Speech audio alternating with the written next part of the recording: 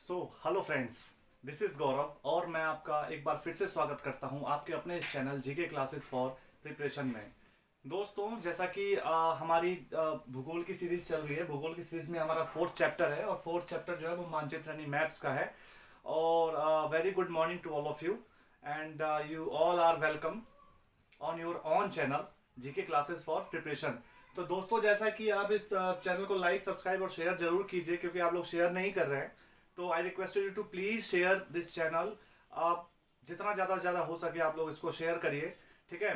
और मैं चाहता हूँ कि जो हम लोग पढ़ रहे हैं ना वो सभी लोगों तक पहुँचे और इसकी जानकारी जो है इसको सबको मिल सके, ठीक है। अच्छा, इससे पहले हम लोगों ने जो है ग्लोब पढ़ा था। ग्लोब में हमने जो है ग्लोब के बारे में जाना था। अक्षांश और देशांतर रेखाओं के बारे में हमने जाना था, ठीक है। आज जो है हम मानचित्र पढ़ने वाले हैं, ठीक है।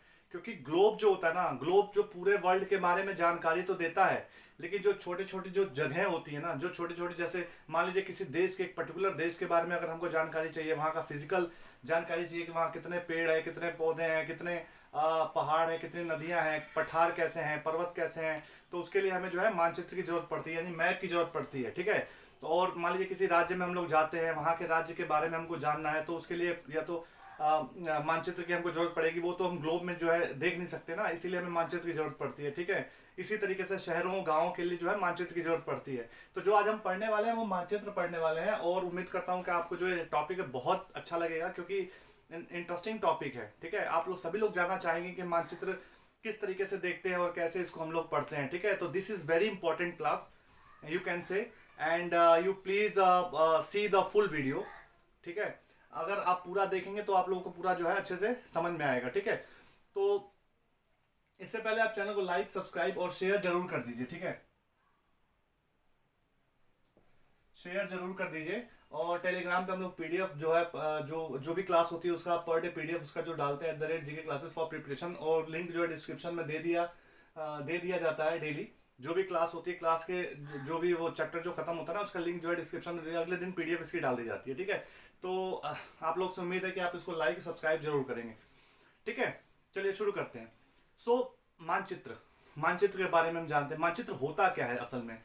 तो पृथ्वी की सतह पर इसके एक भाग का पैमाने के माध्यम से चपटी सतह पर खींचा गया चिन्ह, यानी पृथ्वी की सतह या इसके एक भाग का पैमाने के माध्यम से चपटी सतह पर खींचा गया जो चित्र होता है उसे हम मैप कहते हैं, ठीक है। जो मैप होता है ना, कई सारे जो जैसे मानचित्र होते हैं, तो कई सारे मानचित्रों को मिला के एक एटलस जो है बन जाता है। यानी एक बुक टाइप का होता है। मान लीजिए एक बुक है और बुक में हमने कई सारे मानचित्र जो है कंबाइंड कर दिए हैं, मतलब बहुत सारी चीजें उसमें उसके अंदर जोड़ दी हैं, बहुत सारे मानचित्र जोड़ दिए, तो वो जो है एक एटलस बन जाता है, ठीक है। उसी एटलस की बात हो रही है, ठीक है।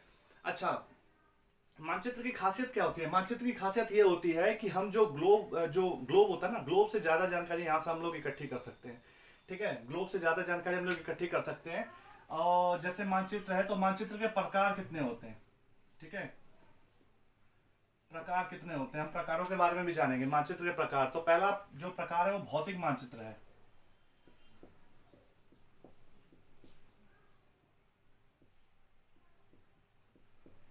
भौतिक मानचित्र होता है। इसकी क्या खासियत होती है, तो इसके बारे में हम लोग जानते हैं। इसकी खासियत यह होती है कि पृथ्वी की जो प्राकृतिक आकृतियां होती हैं, जैसे पर्वत, पठार, मैदान, नदी, महासागर इत्यादि जो चीजें होती हैं, उसको हम यहां से दर्शा सकते हैं, ठीक है। उन जगहों को हम क्या कहते हैं? भौतिक मानचित्र, जो भौतिक मानचित्र कहेंगे, या उच्चावच जो है मानचित्र कहते हैं। भौतिक या उच्चावच मानचित्र इसमें आ जाता है, जैसे पहाड़, नदियां, इसके अंदर आ जाता है आपके पठार, ठीक है। तो जो है ये सारी चीजें जो है मैदान कह सकते, मैदान भी आ जाता है, मैदान, महासागर इत्यादि चीजें आ जाती है जो प्रकृति से जुड़ी हुई हैं, ठीक है। जो प्रकृति से जुड़ी हुई चीजें जो काफी विशाल, जिनकी कह सकते हो जो विशाल मात्रा में जो है बड़ी बड़ी जो चीजें हैं वो आ जाती है भौतिक मानचित्र, ठीक है। अब आते हैं राजनीतिक मानचित्र पर। दूसरा प्रकार कौन सा है? ये हो गया आपका पहला, और दूसरा प्रकार होता है राजनीतिक।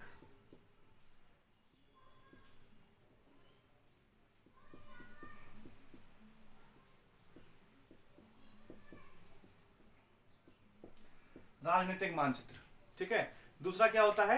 राजनीतिक मानचित्र। तो राज्यों, नगरों, शहरों और गांवों और विश्व के विभिन्न देशों और राज्यों तथा इनकी सीमाओं को दर्शाता है, ठीक है। ये किसको दर्शाता है? राज्यों को, नगरों को, शहरों को, गांवों को। जैसे राज्य, कोई भी स्टेट हो गया, ठीक है। कोई भी स्टेट हो सकता है, एक्स वाई जेड, जैसे पंजाब हो गया, राजस्थान हो गया, है ना। जो बड़े नगर होते हैं, जो जैसे नगर होते हैं, ठीक है, ठीक है। और उसके बाद जो होते हैं जैसे नगर, कोई भी नगर हो सकते हैं, जो बड़े, जो जैसे महानगर होते हैं, ठीक है। ऐसे शहर होते हैं, कोई भी शहर हो सकता है, जैसे दिल्ली है। और गांवों को भी दर्शाया जाता है इससे, ठीक है। ये हो गया आपका राजनीतिक मानचित्र, ठीक है। अच्छा, इसी जैसे जो ये राजनीतिक मानचित्र है, इसको पॉलिटिकल जो है, पॉलिटिकल मैप भी बोला जाता है। और ज्यादातर हमारा जैसे ये इस्तेमाल होता है, क्योंकि जैसे दूरी, हम लोग जैसे दूरी देखते हैं ना कि हाँ भाई, राज्यों से, इस राज्य से उस राज्य की दूरी कितनी, जगह से उस जगह की दूरी कितनी है। मान लीजिए किसी को कहीं जाना है, तो वो क्या करता है, फोन के ऊपर अपना मैप सेट करता है, मैप से जो है दूरी देख सकता है कि हाँ भाई, ये जो है इतनी दूरी है, मुझे जाने में कितना टाइम लगेगा, या किस तरीके से जो है मैं जा सकता हूँ। ये मैप जो है रास्ता भी बताता है कि भाई किस रास्ते से आप जाओगे तो जल्दी पहुंचोगे, कहाँ ट्रैफिक कम होगा, है ना, कहाँ पे जो अच्छा आपको रास्ता मिलेगा, कहाँ की रोड ज्यादा अच्छी है। इस तरीके से भी जानकारियां मिल जाती है। उसके बाद आता तीसरा, थीमेटिक मानचित्र। तीसरा होता है थीमेटिक। थीमेटिक मानचित्र, इसकी क्या खासियत होती है जी? इसकी जो खासियत होती है, इसमें कुछ विशेष टाइप की जानकारियां होती हैं। जैसे हमें किसी सड़क के बारे में जानकारी चाहिए तो मिल जाएगा, ठीक है, सड़क मानचित्र मिल जाता है। वर्षा का मानचित्र मिल जाता है। वन तथा उद्योग आदि का मानचित्र मिल जाता है, ठीक है। जैसे सड़क का मानचित्र,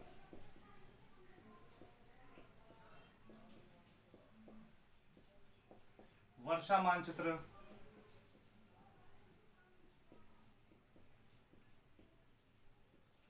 वर्षा का मानचित्र मिल जाएगा जी, कि हाँ भाई उस जगह पे वर्षा है, उस जगह पे क्या है, मतलब आपको इससे पता चल जाता है। मान लीजिए किसी जगह वन है, वन जैसे कोई रास्ता जाता है, वन से होके जाता है, ठीक है, वन मानचित्र मिल जाएगा,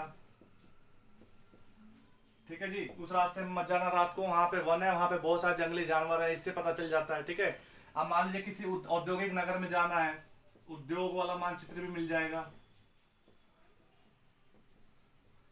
ठीक है। मान लीजिए किसी औद्योगिक नगर में जाना है तो उद्योग वाला मानचित्र भी मिल जाता है। इसके अलावा, ठीक है, तो ऐसे मानचित्रों को क्या बोला जाता है? ऐसे मानचित्र को थीमेटिक मानचित्र बोला जाता है। क्या बोला जाता है? थीमेटिक मानचित्र बोला जाता है, ठीक है। तो आपने देखा कि जो मानचित्र कुछ प्रकार है इसके, ठीक है, इसके बारे में आपने जाना। अभी हम तीन घटक के बारे में, मानचित्र के जो तीन घटक होते हैं ना, उसके बारे में जानते हैं, ठीक है।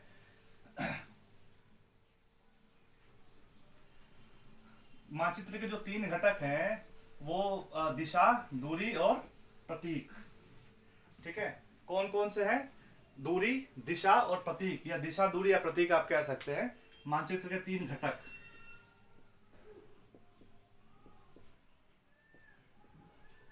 के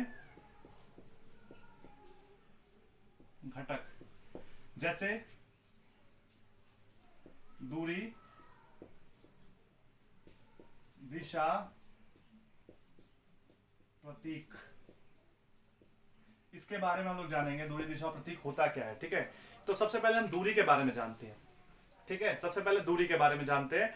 तो आप कह सकते हो कि मानचित्र एक जो है आरेखण होता है, जो है मानचित्र एक आरेखण होता है, जो कि पूरे विश्व का या उसके एक भाग को छोटे करके कागज पर दर्शाता है, कागज के जैसे पन्ने पर दर्शाता है। मान लीजिए कि कोई एक बड़ी जगह है, ठीक है। अब बड़ी जगह, मान लीजिए पूरे वर्ल्ड को अगर दर्शाना हो तो उतना बड़ा पेपर कहां से लाएंगे हम भाई, है ना। तो उसको क्या करते हैं कि जैसे छोटा एक जैसे पेपर होता है ना, कागज का टुकड़ा होता है, कागज के टुकड़े पर उसके मानचित्र के आरेखण जो है बनाया जाता है, ठीक है। इसका जो है आरेखण जो है बनाया जाता है, उसके आरेखण के माध्यम से जो है एक पन्ने पर इसको दर्शाया जाता है। या कह सकते हैं कि मानचित्र जो होता है वो छोटे पैमाने पर खींचे जाते हैं। मानचित्र जो होते हैं जो है छोटे पैमाने पर खींचे जाते हैं। तो हम दूरी की बात करें, छोटे पैमाने पर खींचे जाते हैं। मान लीजिए एक एग्जांपल देता हूं आपको कि मोहन है, ठीक है, मोहन का स्कूल जो है 10 किलोमीटर दूर है, ठीक है। फिर मोहन के स्कूल से मोहन को 3 किलोमीटर मार्केट भी जाना है, ठीक है। फिर मोहन क्या करता है, वहां से अपने नानी के यहाँ चला जाता है, ठीक है। कहाँ चला जाता है, नानी के यहाँ।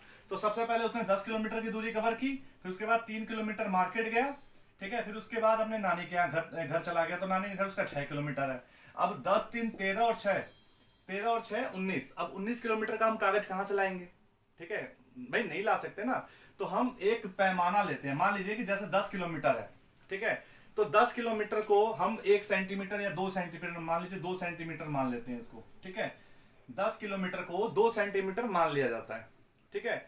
उसी तरीके से हम 3 को भी सेंटीमीटर में डिवाइड कर लेंगे कि 3 किलोमीटर, जैसे हमने इसको 2 सेंटीमीटर माना, तो मान लीजिए इसको मोटा मोटा आप 4 कर लीजिए, 3 की जगह इसको 4 कर लीजिए ताकि आपको काउंटिंग में आसानी होगी, ठीक है। मान लीजिए 4 कर दिया, तो 2 सेंटीमीटर को 4, जो 2 सेंटीमीटर को 4 सेंटीमीटर में, किलोमीटर को सेंटीमीटर में डिवाइड करेंगे, तो उस हिसाब से जो है ये कितना हो जाएगा वो देख लीजिए, ठीक है। उसके बाद जो 6 है, 6 को भी सेंटीमीटर में हम लोग डिवाइड कर देंगे कि 6 किलोमीटर जो है ये किलोमीटर है, तो ये मान लीजिए 10 किलोमीटर है। तो किस तरीके से जो है हमको मैप जो है तैयार करना पड़ेगा। तो जो बड़ी जगह होती है ना, बड़ी जगहों को एक छोटे पेपर पे ना एक आरेखन के रूप में इसको आकार दिया जाता है, ठीक है। इससे ये फायदा होता है कि बड़ी से बड़ी जितने भी बड़ी जगह होती है, एक छोटे से पेपर पे हम लोग इसको देख लेंगे। मान लीजिए कि 10 किलोमीटर वो उत्तर की तरफ स्कूल जाता है, ठीक है, ये उत्तर है, उत्तर की तरफ स्कूल जाता है। फिर वहां से 4 किलोमीटर उसका बाजार है, क्या है, 4 किलोमीटर बाजार है।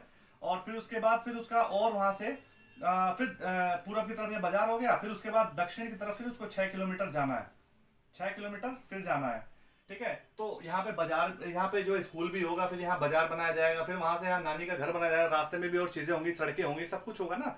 तो इस तरीके से जो है हम मैप के ऊपर दर्शा सकते हैं, ठीक है। तो ये जो हम दूरी को जो है ना, दूरी को कवर करने का एक स्थान, एक जैसे सेंटीमीटर होता है ना, 1 सेंटीमीटर का जो है हम स्थान 5 जो है 5 किलोमीटर के बराबर भी रख सकते हैं, ठीक है। मान लीजिए जैसे 2 सेंटीमीटर है तो 10 किलोमीटर हो गया, तो 1 सेंटीमीटर बराबर 5 किलोमीटर भी हो सकता है, 1 cm बराबर 5 किलोमीटर हो सकता है, ठीक है। छोटे, अब बात करते हैं छोटे पैमाने का।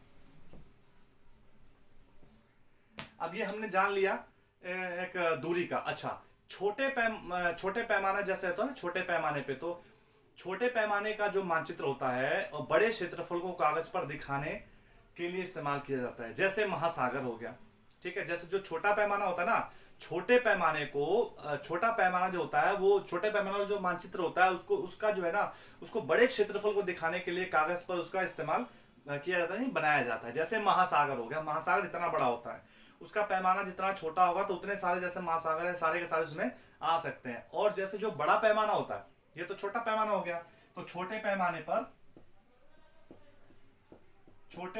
पर महासागर को दर्शाया जाएगा, ठीक है। और बड़े पैमाने पर गांवों को दर्शाया जाएगा।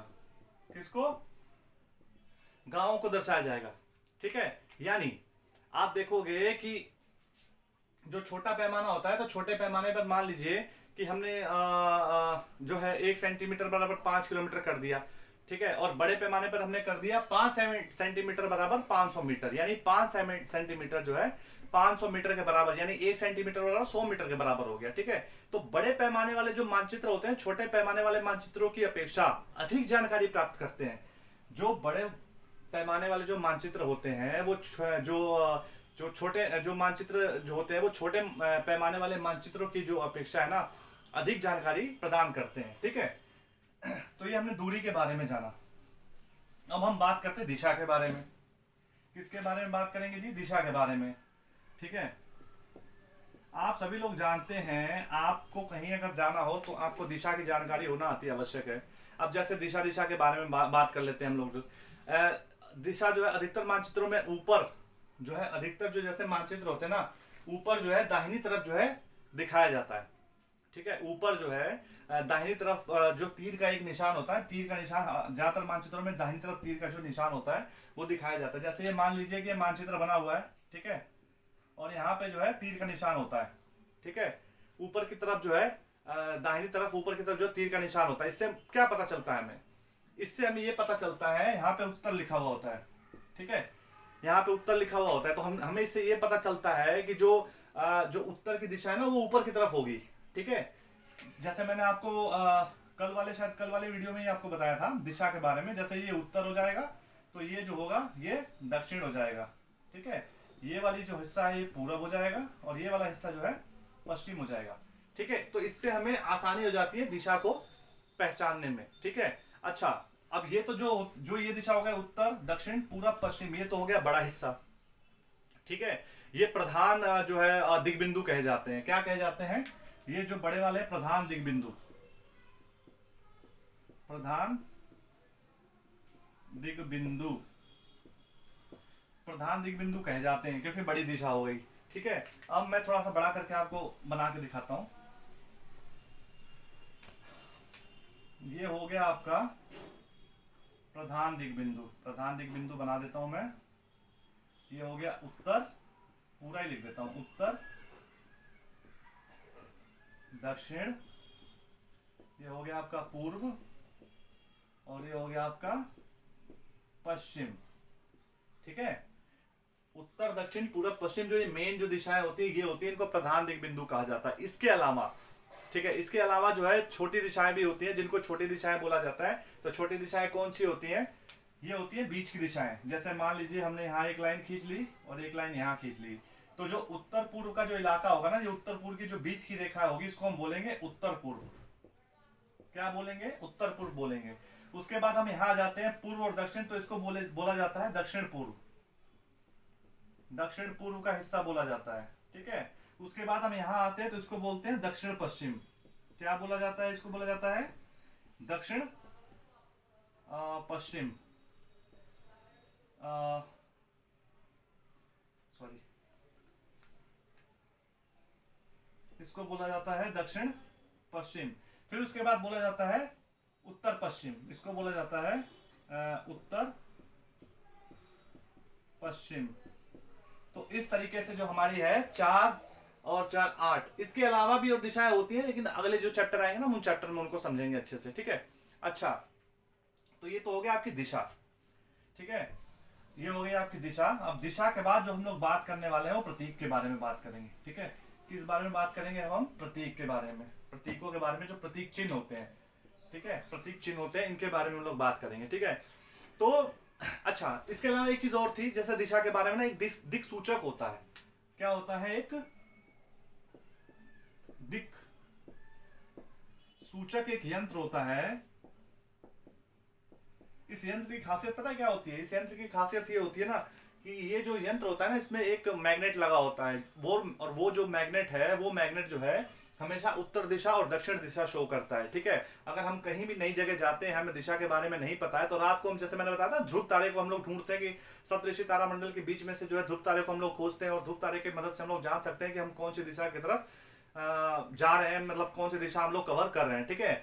उसके अलावा एक दिक सूचक यंत्र होता है। अगर मान लीजिए दिन में तारे दिखेंगे नहीं तो दिन में कैसे आपको पता चलेगा कि भाई कौन सी दिशा में? तो उसके लिए एक दिक सूचक यंत्र होता है। दिक सूचक यंत्र की खासियत ये होती है, जो ये जो ऊपर वाली एरो है ना, इसकी यहाँ पे एक एरो लगी होती है। मान लीजिए दिक सूचक यंत्र है और इस तरीके से इसकी एरो होती है उत्तर और दक्षिण की तरफ, ठीक है। और जो मेनली जो इसकी जो एरो है ना, वो हमेशा उत्तर की तरफ जो है वो शो करती है, ठीक है। तो इससे हमें ये पता चल जाता है कि भाई हम उत्तर की तरफ जो है जा रहे हैं या किस तरफ जा रहे हैं। कहीं भी जाएंगे तो उत्तर की तरफ ही शो करेगी वो, ठीक है।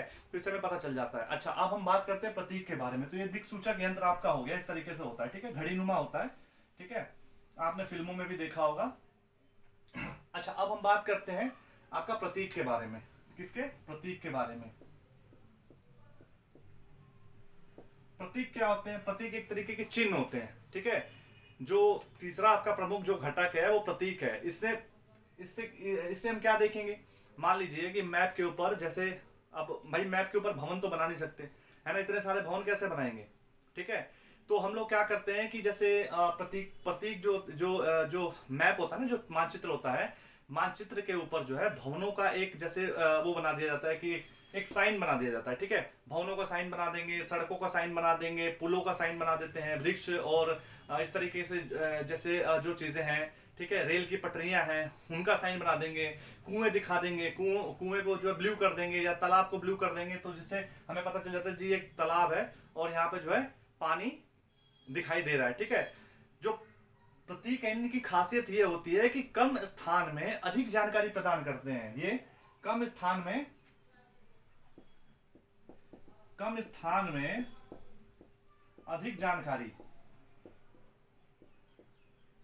अधिक जानकारी देते हैं। कम स्थान होगा और कम से कम मान लीजिए इतनी सी जगह है, इतना बड़ा मैप है, इतने बड़े मैप में जो है सारी चीजें वो शो कर देगा आपको कि हाँ भाई ये चीजें हैं और ये ऐसे चीजें हैं, ठीक है, ये चीजें यहाँ पे है, ये चीजें ये है। तो मानचित्रों की एक जो विश्वव्यापी जो भाषा होती है ना, मानचित्रों की जो एक विश्वव्यापी भाषा है इस तरीके से कि भाई ये मतलब पूरे वर्ल्ड में ना, ये पूरे वर्ल्ड में मान्यता प्राप्त है, ठीक है। जो ये जो प्रतीक जो बनाए जाते हैं पूरे वर्ल्ड में मान्यता प्राप्त है। हर जो भी मैप पूरे वर्ल्ड का बनेगा तो उसमें जो है इन प्रतीकों को एक जैसा ही दिखाया जाता है, ठीक है, ताकि किसी को कोई कंफ्यूजन ना हो, कोई दिक्कत कोई परेशानी ना हो चीजों को पहचानने में। तो इसीलिए क्या होता है कि ये विश्वव्यापी भाषा बन जाती है जिससे सभी आसानी से समझ सकते हैं। इनको हम रूढ़ जो है ना, इनको हम रूढ़ प्रतीक भी कहते हैं। क्या कहते हैं? रूढ़ प्रतीक। इनको हम रूढ़ प्रतीक भी कहते हैं, ठीक है। इसी की वजह से इसको हम रूढ़ प्रतीक भी कहते हैं। इसमें विभिन्न रंगों से भी जैसे चीजों को पहचाना जा सकता है। जैसे मैंने आपको बताया कि जो नीला रंग होता है वो जलाशयों के लिए होता है, भूरा रंग जो होता है वो पर्वतों के लिए होता है, ठीक है, पीला रंग जो होता है वो पठारों के लिए होता है और हरा रंग जो होता है वो मैदानों के लिए होता है, ठीक है। तो ये इसकी जो है खासियत होती है। तो ये हमने जान लिया जी प्रतीक किस प्रकार के होते हैं। तो हमने क्या पढ़ा अभी?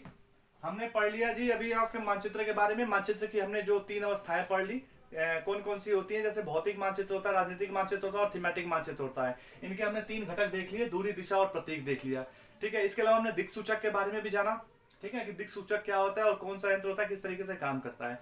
अब हम बात करते हैं रेखा चित्र के बारे में। क्या बात करते हैं जी? रेखा चित्र के बारे में। रेखा चित्र के बारे में हम लोग बात करेंगे। रेखा चित्र, ठीक है, एक आरेखण है, ठीक है। रेखा चित्र जो है वो एक आरेखण है, पैमाने पर आधारित न होकर जो याददाश्त और स्थानीय प्रेक्षण पर आधारित होता है, ठीक है। ये पैमाना, इसका कोई पैमाना नहीं होता है। मान लीजिए जैसे मैंने आपको बताया ना कि जैसे मोहन है, मोहन को अपने स्कूल जाना है, स्कूल से अपने मार्केट जो है बाजार करने जाना है, फिर वहां से उसके नानी के घर जाना है ना। तो इस तरीके से जो है एक आप देखोगे कि एक आरेखण है, किसी को समझाने के लिए जो है वो याददाश्त पर आधारित होता है। हम किसी को जैसे समझा रहे हैं, कोई दिशा बता रहे हैं या कोई जैसे वो बता रहे हैं कि किस दिशा में मुड़ना है और कैसे जो है उस जगह तक पहुंचना है। तो इस तरीके से जो है एक आरेखण है और एक ये याददाश्त पर आधारित होता है। उसके बाद एक आता है खाका। एक खाका होता है। खाका क्या होता है जी? खाका ये होता है कि एक छोटे से क्षेत्र का बड़े पैमाने पर खींचा गया रेखा चित्र जो होता है खाका कहलाता है। एक जैसे एक छोटा क्षेत्र, जैसे मान लो कोई गांव है, ठीक है, एक छोटा क्षेत्र होता है गांव, उसका जो बड़े पैमाने पर खींचा गया जो रेखा चित्र होता है खाका होता है, ठीक है, खाका कहा जाता है। और ये जो होता है इसका जैसे मान लीजिए कि कोई पैमाना नहीं है, कोई फिक्स पैमाना नहीं होता है, ठीक है, मतलब उस जगह को, पर्टिकुलर जगह को हम लोग दिखाने के लिए ना, उस पर्टिकुलर जगह को दिखाने के लिए इसको खाके को बनाया जाता है ताकि उस चीज को समझा सकता है। मान लीजिए जगह जगह घर नहीं बना सकते, जगह जगह तालाब नहीं बना सकते ना, उसको दिखाने के लिए छोटी से उसका जो है खाका बना के उसको शो कर दिया जाता है, ठीक है। तो अभी आज हमने क्या पढ़ा? आज हमने मानचित्र पढ़ा। मानचित्र पे जो है ना हमने क्या पढ़ा? मानचित्र पे हमने मानचित्र के बारे में जाना, मानचित्र क्या होता है, उसके जो 3 प्रकार है उनके 3 प्रकारों के बारे में जाना है, भौतिक मानचित्र, राजनीतिक मानचित्र और थीमेटिक मानचित्र। फिर उसके बाद मानचित्रों के घटक के बारे में जाना, दूरी, दिशा और प्रतीक के बारे में जाना। उसके अलावा फिर हमने क्या जाना? उसके अलावा हमने जो दिक्सूचक यंत्र है उसके बारे में हमने जाना। फिर उसके बाद हमने रेखा चित्र के बारे में पढ़ा, फिर हमने खाका के बारे में पढ़ा, ठीक है। तो ये जो चैप्टर था ना बहुत अच्छा चैप्टर है, ठीक है। आप अगर इसको समझ जाएंगे, फिर हमने एक दिशा के बारे में बात की कि मैप में किस तरीके से दिशा दिखाई जाती है और किस तरीके से जो है उत्तर को ही क्यों शो किया जाता है, ठीक है। उत्तर को शो करने का जस्ट कारण यही है कि वहीं से अगर मैप को देखा जाता है, उत्तर की तरफ से हमें मैप को हमेशा देखा जाता है और वहीं से जो है चीजों को सीखा जाता है, ठीक है। तो आप अच्छे से इसको वीडियो को अच्छे से पॉज कर करके देखिए, समझिए, ठीक है। इसके जो क्वेश्चन, जो इंपॉर्टेंट क्वेश्चन होंगे, हम लोग जो है उसको टेलीग्राम पे अपलोड कर देंगे और डिस्क्रिप्शन में इसका लिंक दे देंगे। जाके वहां पे जो है पीडीएफ को भी डाउनलोड कीजिए, अपने पास सेव करके रखिए, और चाहे तो हार्ड कॉपी निकलवा के रखिए, ठीक है। उम्मीद करता हूँ कि आपको ये चैप्टर अच्छा लगा होगा, and I requested again to please like, share and subscribe this channel, and I hope कि आपको ये अच्छा लगा होगा, ठीक है। तो इसी उम्मीद के साथ उम्मीद करता हूँ कि आप लोग स्वस्थ होंगे, मस्त होंगे, अपनी सेहत का ख्याल रखेंगे। और दिल्ली में तो बारिश हो रही है, तो मौसम काफी अच्छा हो रखा है, तो पढ़ने का भी मन करेगा आप लोगों को। तो कोशिश करिए ज्यादा से ज्यादा समय पढ़ाई को दीजिए, ठीक है। तैयारी करते रहिए अपनी, और आने वाले एग्जाम्स की प्रिपरेशन जो है उसमें अच्छे से लगे रहिए, ठीक है। इसी के साथ आज के जो है चैप्टर को यहीं समाप्त करते हैं, और अगर जो अगला चैप्टर जो हम लेके आएंगे तो उसको भी और अच्छे से जो है आप लोगों को और अच्छे से पढ़ाएंगे। तो कीप वॉचिंग दिस चैनल, ये आपका अपना ही चैनल है, और इसको खूब प्यार दीजिए, ठीक है। बहुत बहुत धन्यवाद, नमस्कार।